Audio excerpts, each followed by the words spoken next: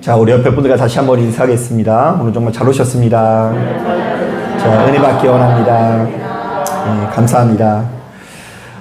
지난 2022년도에 우리 성도님들이 저에게 이런 부탁을 하시는 분들이 참 많았어요. 목사님, 욥기서 말씀 한 번 더 전해주시면 안 되겠습니까? 이렇게 말씀을 해주셨는데, 제가 올해는 안 되고요. 2023년도 시작하면은 제가 한 번 더 해보도록 하겠습니다. 이렇게 약속을 드렸는데요.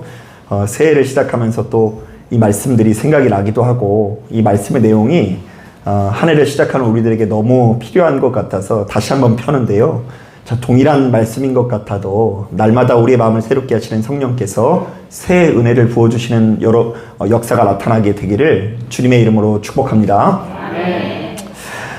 성경 전체에서 이 설교하기 가장 어려운 본문을 꼽으라고 하면 저는 주저없이 욥기서를 꼽을 것 같습니다. 자, 왜냐하면 욥기서 안에는 정말로 설명하기 어려운 몇 가지 신앙의 난제들이 있기 때문입니다. 자, 특히 욥기서 1장부터 2장을 보면, 자, 오늘날 이 시대를 살아가는 우리들 입장에서는 도무지 이해하기 어려운 장면들이 담겨 있는데요. 자, 말씀을 보니 사탄이 하나님께서 거하시는 천국 보좌에 나아가서 항의를 하는 장면이 나옵니다. 자, 사단이 지금 이제 나를 세우면서요, 우리 하나님 앞에 이의를 제기해요. 자, 욥이 저렇게 의롭고 정직한 것은 순전히 하나님께서 그에게 복을 많이 주셨기 때문입니다. 자, 그러니 자신이 그의 모든 소유물을 빼앗고 그의 건강을 빼앗아 가면 그도 역시 악인이 될 것이 분명합니다 라고 주장을 합니다. 자, 그랬더니 하나님께서 사단의 요구를 받아주세요, 안 받아주세요? 좀 섭섭하죠? 안 받아주실 것 같은데 하나님께서 갑자기 받아주세요. 자, 그리고 이 사탄은 그 뒤로 욥에게 엄청난 고난을 선서하는데요. 자, 하루아침에 모든 종들이 죽고요. 뒤이어 그가 키우던 모든 짐승들이 죽어나가고요. 심지어 그의 모든 자녀들이 하루아침에 죽어버리게 됩니다. 자, 그러니까 욥은 하루아침에 모든 것을 잃고 빈손이 된 것입니다. 자, 우리는 바로 이런 장면을 묵상하면서, 자, 적어도 세 가지가 납득하기 어려울 수 있어요. 자, 첫째, 어떻게 사단이 하나님께서 거하시는 천국 보좌에 출입할 수 있을까의 문제입니다. 자, 계시록 5장을 보면 이 천국을 가리켜서 이렇게 묘사하거든요. 하나님께서 거하시는 이 보좌가 수정과 같은 유리 바다와 같다고 말씀합니다. 자, 그런데 그 의미는 하나님께서는 거룩하시기 때문에 우리가 하나님을 만나기 위해서는 어떻게 해야 된다고요? 우리도 거룩해져야 된다는 의미예요. 자, 그런데 욥기서에는 깨끗한가는 전혀 상관도 없는 사단이 하나님께서 거하시는 천국 보좌에 마음껏 왔다 갔다 거리는 것이 도무지 이해할 수가 없죠. 자, 그런가 하면 두 번째로 어떻게 사단이 하나님의 의견에 딴지를 걸 수 있을까의 문제가 의문입니다. 자, 성경은 거듭해서 하나님의 절대 주권을 말하거든요. 자, 하나님께서 천지 만물을 주관하시사 모든 만물을 이렇게 다스리신다라는 것이죠. 자, 그런데 어떻게 사단 따위가 와서 하나님의 의견에 맞서고 반대한다라는 것이 말이 될까? 이런 종류의 의문을 품어볼 수 있습니다. 자, 마지막 세 번째로는요. 자, 어떻게 하나님께서 사단의 요구를 들으시고는 욥의 불행을 허가하실 수 있을까의 문제입니다. 자, 우리들은 성경을 통해서 한 영혼을 절대로 포기하지 않는 이 하나님의 사랑을 수시로 목격하지 않았습니까? 자, 심지어 자신의 아들을 보내면서까지 우리를 살리셨습니다. 자, 그런데 바로 이런 하나님께서 사단이 욥이 공격하는 것을 허가하시고 그에게 찾아온 여러 가지 고난을 보고도 눈을 감는 것을 보면 도무지 이해하기 어려울 수 있어요. 자, 여러분 쉽게 좀 설명하자면요. 여러분들 자녀들을 너무 사랑하시죠? 그런데 이제 제가 가가지고, 제가 여러분 자녀들이 너무 마음에 안 들어서 그런데 한 10대만 때려도 됩니까? 이렇게 얘기하면요. 여러분 허가를 해주실 것 같아요? 아멘 해주신 분 있어서 되게 당황스러운데, 허가 안 해주죠, 대부분. 대부분 금쪽 같은 내 자식이어서 나는 얘를 업신여겨도 남이 얘를 업신여기는 꼴을 못 보는 것이 우리 부모들의 마음입니다. 자, 그런데 성경에는 왜 이런 내용이 담긴 것일까? 자, 그래서 누군가 찾아와서 바로 이런 논리들을 가지고 말도 안 된다고 하면서 따지고 들면 대답하기 어려운 것이 사실입니다. 자, 그러나 그렇게 고민하는 분들 앞에서 제가 드릴 수 있는 이야기는요, 이 욥기서는요, 이 성경 전체에서 지혜서에 해당된다라는 것인데요. 자, 이때 지혜서라는 것은 바로 이 성경을 기록한 저자가 후대 사람들에게 특정한 지혜와 지식을 전달해서 우리의 삶을 이롭게 하기 위해서 쓰여진 책이라는 뜻입니다. 자, 그 대표적인 예가 잠언이나 전도서겠죠. 자, 그렇다면 우리가 욥이라는 사람이 실제했다라는 것을 부인할 수는 없지만 욥기서가 우리에게 너무나 놀라운 지혜를 전달하려는 목적을 가지고 염두해야 될 것이 있습니다. 자, 우리 한번 따라해 보겠습니다. 욥기는 이 시대를 사랑하는 우리들에게 무엇을 이야기할까? 네, 이런 관점에서 접근해야 돼요. 자, 이 말씀을 통해서 우리가 어떤 지혜를 얻을 수 있을까? 자, 이번 시간에는 그 욥기서 전체에 담긴 여러 가지 지혜의 메시지 중에 첫 번째 주제를 소개하려고 하는데요. 자, 오늘 설교 제목을 보면 알 수 있어요. 한번 따라해 볼까요? 고난 앞에 장사 없다. 자, 이런 말씀을 가지고 여러분들과 함께 나눠보려고 하는데요. 아무쪼록 귀를 기울이시고 큰 은혜 받으시는 여러분 되기를 주님의 이름으로 축복합니다. 자, 우리가 오늘 말씀을 이렇게 풀어보기 원하면서 제일 먼저 알아야 되는 것은 욥이라는 사람에 대해서 좀 알아봐야 될 것 같은데요. 자, 우리 다 같이 1장 1절 말씀 같이 한번 찾아서 읽어볼게요. 욥기서 1장 1절 한번 읽어보겠습니다. 시작. 우스 땅에 욥이라 불리는 사람이 있었는데 그 사람은 온전하고 정직하여 하나님을 경외하며 악에서 떠난 자더라. 자, 말씀을 보니까 욥이라는 사람을 크게 세 가지로 설명하고 있는데요.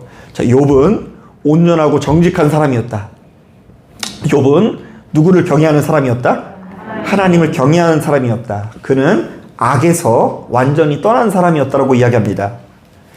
자, 그러니까 이 본문에 나오는 기록에 의하면 욥은 어찌나 믿음이 좋고 신실한지 거의 천사의 모습을 하고 있다라고 기록되어 있어요. 자, 그런데 오늘 본문은 이토록 하나님 앞에서 완전하고 악에서 떠난 것 같은 욥이 거듭되는 고난 앞에서 어떤 태도의 변화를 보이고 있는지를 우리들에게 기록하고 있는데요. 자, 먼저 13절 19절을 보니까 욥의 가정에 엄청난 시련이 찾아오게 되죠. 자, 스바 사람이 욥의 거주지에 쳐들어와서 그가 가진 소와 나귀들을 몰살시킵니다. 자, 게다가 갑자기 하늘에서 불이 떨어져 가지고 욥의 집에서 일하고 있었던 모든 종들이 죽임을 당합니다.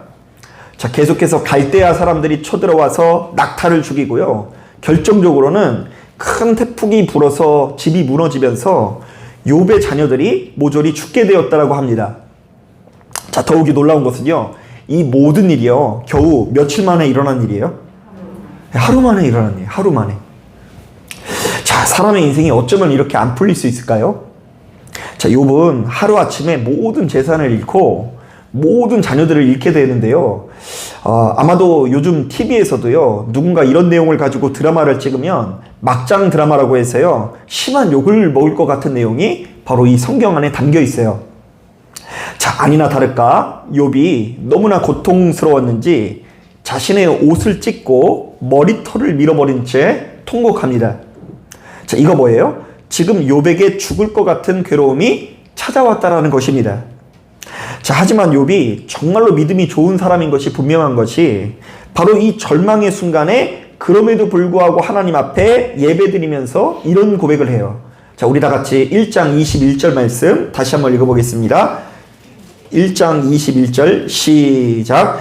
이르되 내가 모태에서 알몸으로 나왔사온즉 또한 알몸이 그리로 돌아가올지라 주시니도 여호와시오 거두시니도 여호와시오니 여호와의 이름이 찬송을 받으실지니이다 하고. 자, 어때요? 욥이 조금도 흔들리지 않는 것 같죠? 바로 이렇게 절망적인 상황에서도 우리 하나님을 붙들고 의지하는 것을 볼 수 있습니다. 자, 그런데 2장 1절부터 7절을 보니까 바로 이런 욥에게 또다시 엄청난 고난이 찾아옵니다. 이번에는 욥의 몸에 시련이 찾아와요. 이 완전한 사람 욥의 몸이 병이 듭니다. 정확히 무슨 질병이 임했는지는 모르겠지만 2장 7절을 보니까 욥의 발바닥에서 정수리까지 종기가 났다고 하는데요. 이것이 얼마나 고통스러운지 욥이 질그릇 조각으로 몸을 긁었다라고 말합니다. 자, 게다가 진짜 고통스러운 것은 이렇게 거듭되는 고난 앞에서 옆에 있던 누가 시비를 걸어요? 네, 아내가 시비를 걸기 시작합니다. 자, 뭐라고 하는지 2장 9절 말씀 같이 한번 읽어볼게요. 시작. 그의 아내가 그에게 이르되 당신이 그래도 자기의 온전함을 굳게 지켰느냐? 하나님을 욕하고 죽으라. 자, 아내가 말을 좀 참 맛깔나게 하죠. 당신이 아직까지도 하나님을 원망하지 않고 신뢰하느냐? 하나님을 끝까지 이렇게 신뢰하지 말고 하나님을 욕하고 죽으라고 말합니다. 자, 그러니까 고난이 찾아오자 그 가정 안에서 누가 제일 먼저 무너진 거예요? 아내가 무너진 거예요. 자, 그래서 지금 이 상황에서 하나님 타령 그만하면서 하라고 하면서 남편에게 핀잔을 준 거죠. 하지만 이번에도 욥은 신앙의 절개를 지킵니다. 자, 뭐라고 하는지 우리 다 같이 10절 말씀 같이 한번 읽어보겠습니다. 시작. 그가 이르되 그대의 말이 한 어리석은 여자의 말 같도다. 우리가 하나님께 목을 받았은즉 화도 받지 아니하겠느냐 하고 이 모든 일에 욥이 입술로 범죄하지 아니하니라. 여러분 정말 대단하지 않아요? 이쯤 되면 욥이 거의 성자 수준인 것 같습니다. 하루아침에 전 재산을 잃고 빈털터리가 되고 자식들은 다 죽어버렸습니다. 게다가 갑작스럽게 육신에 큰 질병이 찾아오고 아내의 폭언이 쏟아지는 와중에도 그 입술로 범죄하지 않았다라고 기록되어 있어요. 이게 1장, 2장의 내용이에요. 그래서 성경을 1장, 2장만 읽어보았을 때요. 아, 욥은 거의 우리들의 신앙의 롤모델이라고 할 수 있어요. 우리는 고난이 찾아와도 누구처럼 살아야 된다고요? 욥과 같이 살아야 된다라고 말하는 사람들은 2장까지만 읽어본 사람이에요. 자, 그런데 욥기서 3장을 보면 갑작스럽게 사람이 이상해집니다. 자, 하나님 앞에 온전하게 칭찬을 받던 욥이 악에서 떠났다고 칭찬을 받던 욥이 갑자기 이상한 이야기를 하고 있어요. 자, 좀 길긴 하지만 여러분 깨어 있어야 돼요. 여러분 총기를 가지고 한번 천천히 읽어볼게요. 3장 3절부터 10절에 말씀에 담겨져 있는 의미를 생각하면서 우리 천천히 한번 읽어볼게요. 3절부터 한번 읽어봅니다. 시작. 내가 난 날이 멸망하였더라면 사내의 아이를 배웠다 하던 그 밤도 그러하였더라면 그 날이 캄캄하였더라면 하나님이 위에서 돌아보지 않으셨더라면 빛도 그날을 비추지 않았더라면 어둠과 죽음의 그늘이 그날에 자기 것이라 주장하였더라면 구름이 그 위에 덮였더라면 흑암이 그날을 덮었더라면 그 밤이 캄캄한 어둠에 잡혔더라면 해의 날수와 달의 수에 들어가지 않았더라면 그 밤에 자식을 베지 못하였더라면 그 밤에 즐거운 소리가 나지 않았더라면 나를 저주하는 자들 곧 리워 야단을 격동시키기에 익숙한 자들이 그 밤을 저주하였더라면 그 밤에 새벽 별들이 어두웠더라면 그 밤이 광명을 발할지라도 얻지 못하며 동틈을 보지 못하였더라면 좋았을 것을 이는 내 모태의 문을 닫지 아니하여 내 눈으로 환난을 보게 하였음 이로구나. 자, 여러분 이게 무슨 얘기인 줄 아시겠어요? 자, 욥은 지금 죽고 싶다라는 이야기를 이렇게 고상하게 적어놓은 거예요. 아니 더 나아가서요. 이 땅에 태어난 것 자체를 저주하고 있는데요.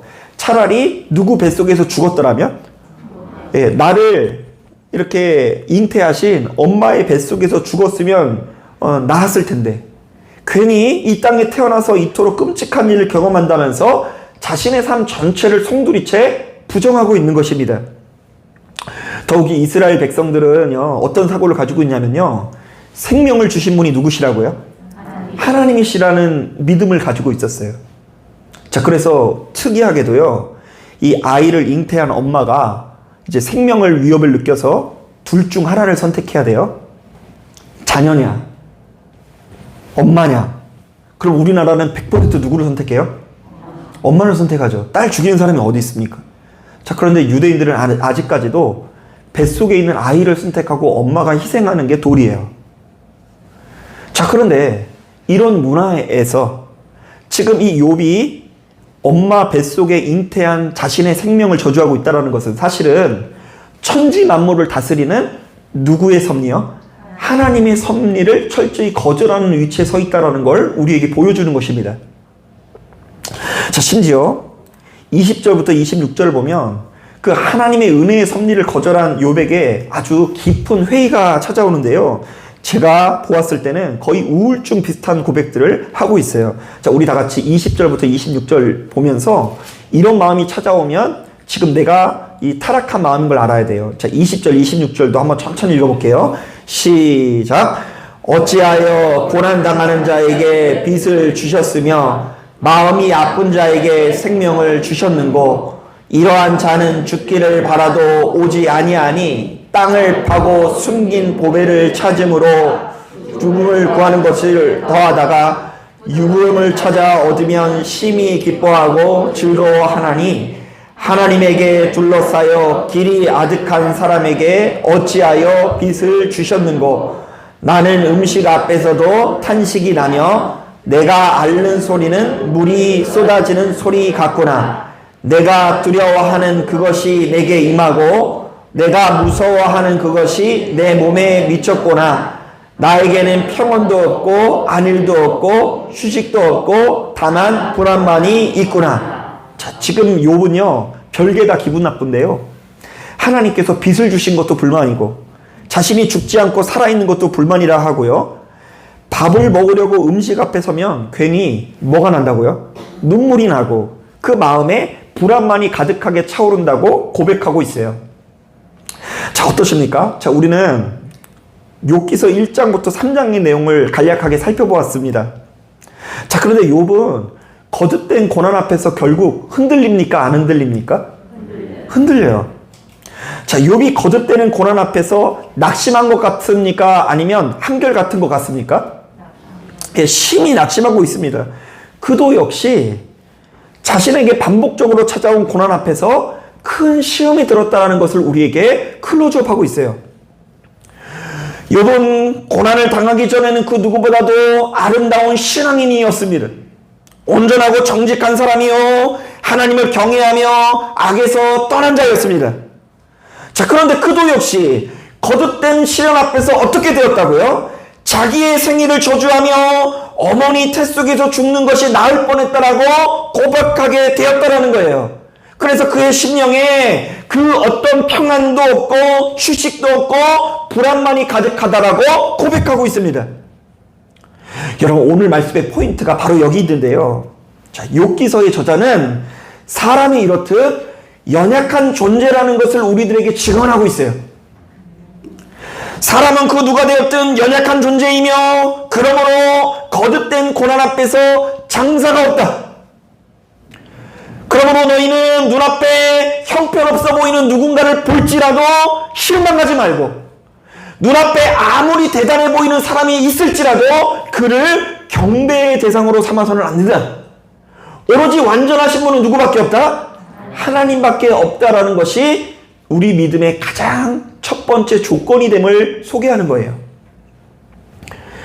여러분, 로마서 3장에도 이와 비슷한 내용이 담겨 있는데요. 자, 기록된 바 의인은 없나니 어느 정도 없다?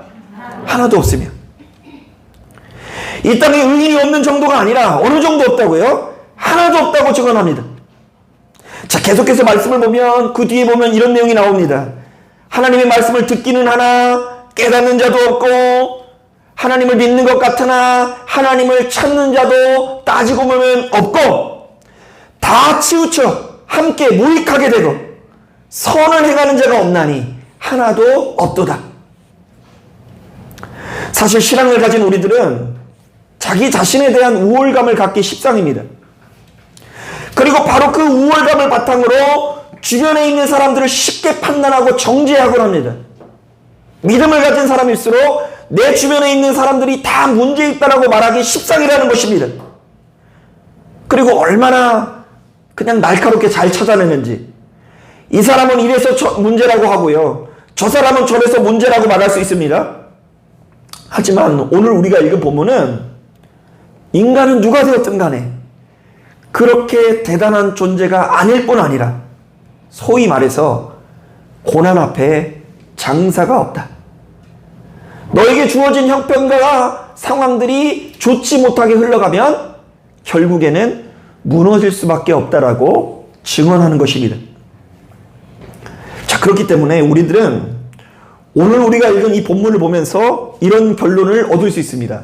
자, 첫째, 내가 다른 사람보다 그나마 믿음이 있어 보이는 것은 다른 사람보다 그나마 더 좋은 여건에서 신앙생활을 하고 있기 때문이다.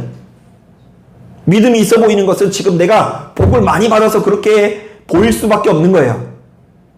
자, 둘째, 나보다 믿음이 없어 보이는 성도들은 사실은 그 사람이 문제라기보다는 나보다 더 괴로운 그 사람만의 사정이 있을 수 있다.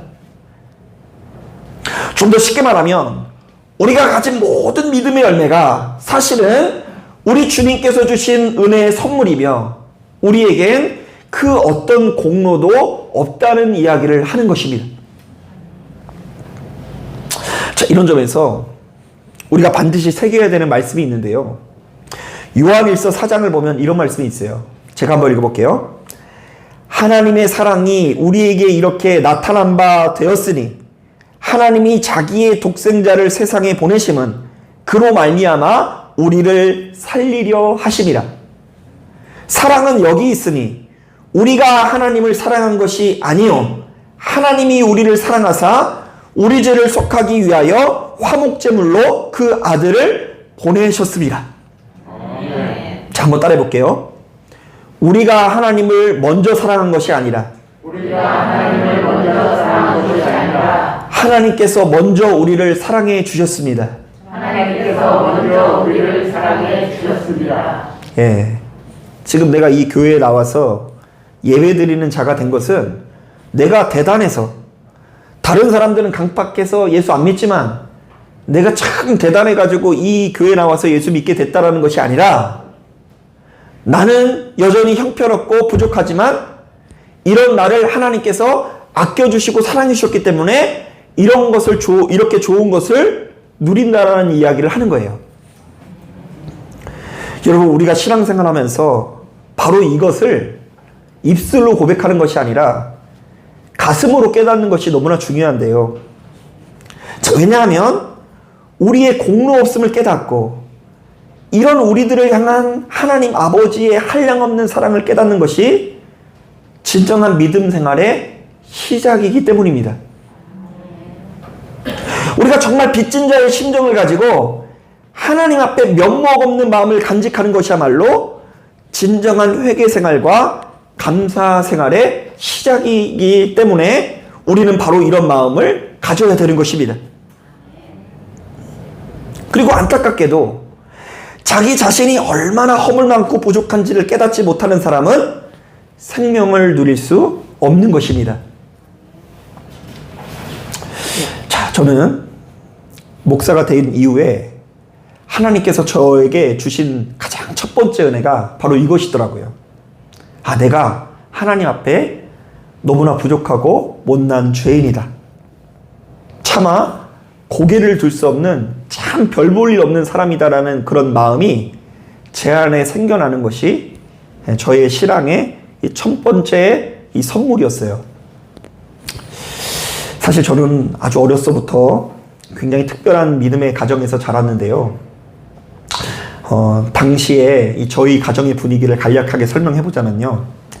자, 저희 어머님은 밤 9시부터 밤 한 10시 정도 되면요, 이 교회로 나가셔서 이제 기도를 시작하는 분이십니다. 자, 밤 9시부터 10시까지 이렇게 교회를 가가지고 기도를 시작해서 꼬박 교회에서 이렇게 기도를 하시다가 새벽 1시, 2시쯤에 잠깐 눈을 붙였다가 새벽 5시에는 또 뭐가 있어요? 네, 새벽 예배를 드리고 그리고 늦게까지 이렇게 기도하시다가 돌아오는 삶을 사시는 분이었습니다. 그 과정에서 이제 기도를 많이 하셔서 그런지 비록 평신도이긴 했지만 꽤 많은 성도님들이 이제 어머님을 통해서 은혜 받는 것을 보게 됐는데요. 이 같은 속도원들 중에 기도하는 가운데 이 병고침을 받았다라는 사람들도 꽤 보게 되고요. 그리고 이제 제 기억 속에 나는 것은 뭐냐면요. 심지어 아이를 갖지 못하던 어떤 집사님 한 분이 계셨는데 저희 어머니와 함께 같이 기도하러 나가는 과정에서 잉태를 하게 돼서 그것을 하나님의 은혜로 여기면서 이 부둥켜 안고 굉장히 기뻐하셨던 기억이 생생하게 가지고 있습니다. 자, 그렇다 보니 저는 그런 어머님의 은혜에 힘입어 당연히 나는 뭐가 될 사람이다? 목사가 될 사람이다. 자, 그런데 목사가 되는 과정에서 제 안에 한 가지 계산이 있었어요. 야, 나는 목사가 되기만 하면 먹고 살 걱정이 없을 것이다. 그리고 목사가 되기만 하면 이 땅에 엄청난 놀라운 일이 벌어지게 될 것이다. 이런 믿음이 제 안에 있었어요. 더욱이 그 당시만 하더라도요. 그 목사님을 향한 대우가 얼마나 좋은지. 목사님은 그래도 좀 대우받는 사람인 것 같아요? 아니면 대우를 못 받는 사람 같아요? 그렇게 여겨줘서 감사해요. 요즘에는 좀 사기꾼 비슷한 이미지가 있지 않나요? 뭐 사기친 거나 뭐 말이 길어지거나 그러면 이렇게 설교한다 그러고 막 그러는데요. 옛날에는 이제 제가 신학교 처음 들어갈 때까지만 했더라도 목사님에 대한 대우가 워낙 좋다 보니까 야, 내가 안수를 받기만 하면 정말로 이 땅에 엄청난 일이 일어날 것이다. 이런 생각을 가지고 이렇게 신학교에 들어갔어요. 자, 그런데 막상 제가 안수를 받는데요. 뭐 그렇게 특별한 일이 안 일어나더라고요. 제가 안수를 받기만 하면 모세가 홍해를 쫙 반으로 갈라는 그런 기적까지는 아니더라도 동네 하천이라도 갈라져야 되는데 뭐 갈라지지가 않아요. 그러는 과정 가운데 막상 교회를 개척해보니 제 자신의 얼마나 큰 한계를 느끼는지. 이제 함께 교회를 시작한 성도님 중에 한 분이요. 이제 우리 교회에 전도하려고 하는 선한 목적을 가지고 누군가 한 분을 데려왔어요. 자, 그분이 그냥 데려오지 않고 뭐라고 얘기하냐면요. 야, 우리 목사님이 능력이 엄청 많으니까 일단 가서 기도 한번 받아보라고. 그리고 데려왔는데 사연을 들어보니까 진짜 심각해요. 자녀가 먼저 이 학업에 대한 스트레스를 받고 자살을 한 분이에요. 자, 그러니까 이제 얼굴이 어두워요. 벌써 얼굴이 어두운 거 보니까 아, 이거 쉽지 않겠다 이런 생각이 드는 게 아니라 저는 자신이 있었어요. 저는 뭐니까? 목사니까. 그리고 또 여러 가지 간증을 듣기로는 뭐 교회가 처음 시작하는 과정에서 목사님이 누군가를 기도해줘서 이게 치유해서 교회가 시작된 얘기를 많이 들으니까 이번에 하나님께서 나에게 기회를 주셨구나. 그래가지고 그냥 온 열방을 다 구원할 그 목적을 가지고 이제 기도를 해주게 됩니다. 하나님 역사하여 주시옵소서. 어찌나 기도를 했는지 그분이 기도를 받다가 목이 약간 점점 들어가는 거예요. 거북이처럼. 근데 아무리 기도하는데도 불구하고 이분 목만 내려가지 얼굴이 조금도 밝아지진 않아요. 그래서 기도하다가 이제 머리를 쓴 거죠. 아무래도 내가 좀 더 기도를 준비해야 되겠다. 그래서 자매님 아무래도 오늘은 날이 아닌 것 같고 하나님이 좀 더 기도를 시키실 것 같습니다. 내일 다시 만납시다. 보냈어요. 그리고 간 사이에 저는 또 뭘 하고 있어요? 기도하고 금식하면서 기도합니다. 다음날 왔어요. 그러면 이제 하나님 오늘 진짜 성령의 능력을 보여주시옵소서 하고서요. 그분을 놓고 정말로 머리에 손을 얹어서 간절한 마음으로 기도하는데 이게 뭐 보여야죠 뭔가. 뭔가 보이지 않고 그냥 그분이 이렇게 돌아가시고서요. 다시는 제가 정읍에 살면서 그분의 얼굴을 볼 수 없었어요. 그러고 나니까 이게 얼마나 그냥 무너지고 속상한 마음이 몰려오는지, 그리고 막 불평이 터져 나오기를, 하나님 분명히 내가 목사가 되면 손에서 뭐가 좀 나가야 되는 거 아닙니까? 하나님 그 사람을 고쳐줘야 되는 거 아닙니까? 교회가 저 사람이 좀 나아야지 성장하는 거 아닙니까? 이런 원망과 불평의 마음이 나오고요. 그렇게 원망과 불평의 마음이 막 쏟아지는 가운데 그런 내 자신을 보니까 너무 형편없고 못나다는 생각이 들어서 이러지도 못하고 저러지도 못하는 상황에 놓이게 됐어요. 분명히 나는 목사가 된 이유가 목사라는 것 자체가 가장 크고 완전한 길인 줄 알고서 이 길을 간 거거든요. 일반 직장 다니면 어렵지 않을 텐데 목사가 되면 어렵지만 목사가 되면 편하니까 이 길을 간 것인데 막상 목사가 되고 보니까 뭐 손에서 뭐 나가지도 않고 우리 교회 사람들이 저절로 오는 것도 아니고 이러니까 어찌나 불안하고 초조하고 힘겨운지. 그래서 그 하나님 앞에 이제 기도했어요. 하나님, 제가 이제 다른 길을 걸어갈 수 있도록 인도하여 주시옵소서. 나는 목사 될 자격이 없으니 하나님, 나를 다른 것으로 사용하여 주옵소서. 그 대신 하나님, 그래도 제가 지금껏 헌신한 그 기도의 흔적이 있으니 마지막으로 1부터 45 숫자 중에 6자리만 저에게 알려주셔서 퇴직금으로 하나님 저에게 주시옵소서. 이렇게 기도를 하곤 했습니다. 그러나 아무리 해도요, 그런 응답이 오지 않고요, 제 자신이 인간의 끝을 경험하니까 그 와중에 완전히 무너지니까 나 자신이 이제 더 이상 실력이 없다라고 생각하니까 그 가운데 성령께서 함께 해주셔서 하나님의 말씀이 말씀되어지는 경험을 하게 되었어요. 아멘. 자, 한번 따라해 볼까요? 인간의 끝은 하나님의 시작이다. 하나님의 시작이다. 그러니까 내가 기도를 많이 하는 사람이기 때문에 하나님께서 나를 사용하시는 것이 아닙니다. 내가 남들보다 유독 더 많이 헌신해서 하나님께서 나를 사용하시는 거 아닙니다. 내가 비워질 때, 내가 참 별거 아니고 나에게 소망이 없고 희망이 없다라는 것이 분명해질 때에 이런 나를 통해서 하나님의 역사가 나타나는 것입니다. 아멘. 자, 이런 점에서 저는 누가복음 18장에 나오는 내용을 자주 인용하는데요. 자, 말씀을 보면 두 사람이 성전에 올라가 기도하는 장면이 나옵니다. 자, 먼저 바리새인이 이렇게 기도합니다. 하나님이여, 내가 토색, 불의, 간음을 하는 자들과 같지 아니하고 저기 서 있는 세리와도 같지 아니함을 감사하나이다. 나는 일주일에 2번씩 금식하고 11조 생활을 철저히 합니다. 자, 그러나 그 옆에 있던 세리는 이렇게 기도했다고 합니다. 세리는 멀리 서서 감히 눈을 들어 하늘을 쳐다보지 못하고 다만 가슴을 치며 이르되 하나님이여 불쌍히 여기소서 나는 죄인이로소이다. 자, 그런데 이 주님께서는 이 두 사람의 기도를 보면서 뭐라고 말씀하십니까? 저 바리새인이 아니라 세리가 의롭다 하심을 받고 그의 집으로 내려갔느니라.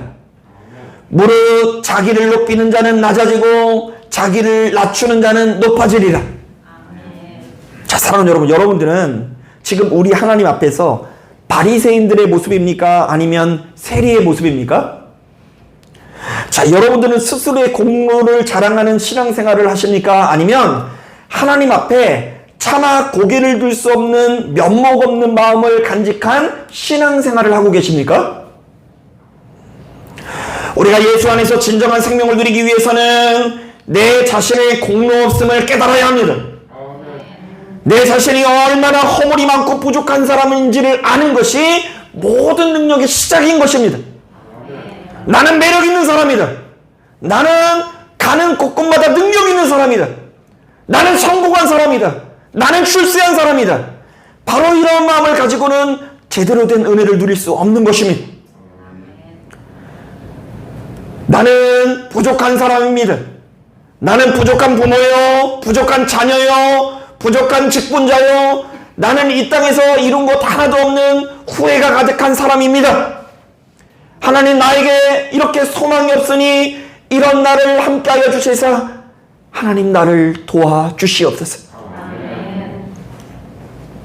인간의 끝은 하나님의 시작이 되는 것입니다. 오늘 우리가 읽은 본문은 거듭된 고난 가운데 크게 낙심하고 무너져버린 욥을 통해서 바로 이것을 증언하고 있습니다. 하나님 앞에서 의인은 없나니 하나도 없다.